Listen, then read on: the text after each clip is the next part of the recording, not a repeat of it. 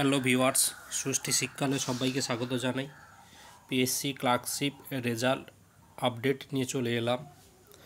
মেন্সের জন্য কত টাইম পাবে তার কাউন্টডাউন কিন্তু শুরু হয়ে গেছে।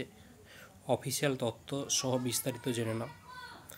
তোমরা অনেকে জানতে চাইছো পিএসসি ক্লার্কশিপ 2024-এর রেজাল্ট কবে হবে। যার পরীক্ষা হয়েছিল 16-17 ডিসেম্বর,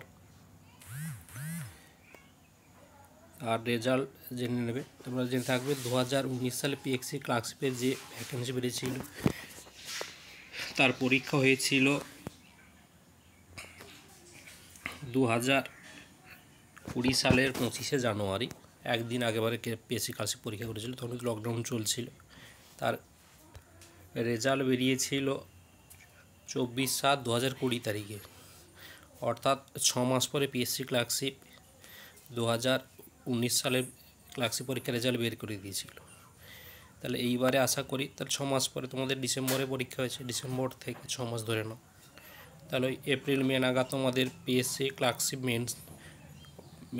প্রিলিমস রেজাল্ট বেরিয়ে যাবে। মেন্সের জন্য কিন্তু তোমরা তখন আর বেশি সময় পাবে না, 2 থেকে 3 মাস তোমাদের হাতে সময় থাকবে। তাই আবার অনেকে জানতে চেয়েছিলে কাট অফ কত হবে।